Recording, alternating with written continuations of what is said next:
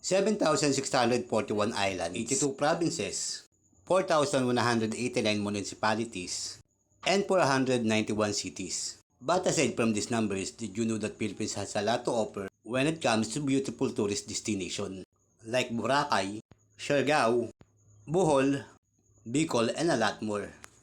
And that is the reason why I decided to do the Philippine Loop. To discover, to explore, and to share to all of you the raw beauty of our country, Philippines. Kaya tara, samahan niyo ako pumadyak at magtasin ang mahigit 5,000 kilometrahe ng bansang Pilipinas at suingin ang paiba-ibang klaseng klima ng ating bansa. Yakapin ang kultura at paniniwala ng kapwa nating Pilipino.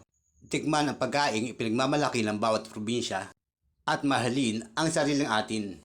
Kaya tara, samahan niyo ako maglakbay at mamasyal sa bini at ganda sa mga isla pantropiko ng ating bansa. Luzon, Visayas at Mindanao. Ako si Reynaldo Ingrupula, Batang Pasig, anak ng Pasig. At ito ang aking Philippine Loop Adventure. Piliin mo rin ang Pilipinas, kapulo ang kwintas ng perlas. Piliin mo, yakapin mo, kayamanan niyang litas. Piliin mo ang Pilipinas. At pagkatapos ng halos 2 linggong paglaylo ko sa kalsada dahil nga sa malalakas na bagyo, naisipan kong uli bumalik ng kalsada pagkatapos ng malalakas na bagyo. Muli kong binikan ang mga probinsyang dinaanan ko kung saan ako nagsimula. Sinaga ako 5 araw na pagpadyak sa kalsada hanggang sa makarating uli ako ng Cagayan. At dito sa magandang tuloy na Magapit, mag-uumpisa ang aking pang-12 araw na takbuhan. Mula Magapit ay pumadyak ako ng 10 kilometro hanggang sa marating ko ang sentrong bayan ng Nueva Segovia na ngayon ay bayan ng Lalu.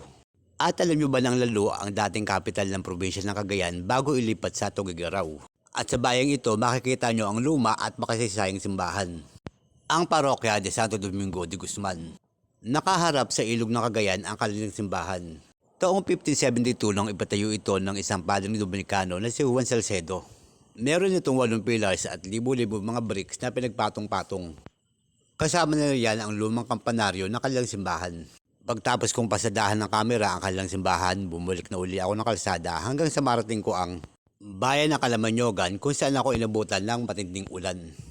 Halos 4 na oras din akong napahinto sa pagpadyak sa pag-asang titigil ang ulan pero hindi. Pinadyak ko na lang ang 10 kilometro kahit na masungit ang panahon hanggang sa marating ko na ang magandang arko ng Apari. Taong 1905 na maging trading post ng mga Hapones ang bayan ng Apari. Ibig sabihin, sa bayan ng Apari nangyayari ang palitan ng mga kalakal na tinatawag na kalakalang galyon nung araw. But wait, Apari nga ba talaga ang dulo ng Luzon? At sa aking pagpadyak, nakita ko ang pinakahuling kilometer post. Kung mag-umpisa kang pumadyak sa 0 kilometer post sa May Luneta, kailangan mo pumadyak ng 584 kilometers bago mo marating ang Apari. Ito nga ba talaga ang dulo ng Luzon? O baka naman nagmatch lang sa jingle na ng Itbulaga na mula Apari hanggang Hulo.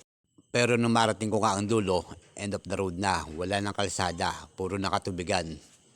And when the river meet the sea, dito nga yan sa may Apari. Kasi nga, hati ang tubig rito. Nung kalahati, Cagayan River, nung kalahati, Pacific Ocean. Napakalaki nga ng alon kanina pagpunta ko dyan. Parang anytime pwede magkaroon ng storm surge. Pero bilib ako sa mga mamang to. Sa kabila ng malalakas na hampas ng alon, nakuha pa rin maghanap buhay. At nandyan pa rin ang mga basurang iniwan ng mga nagdaang bagyo. At yan ang kwento sa likod ng pang-12 araw ko sa kalsada. Maraming salamat sa panonood and God bless.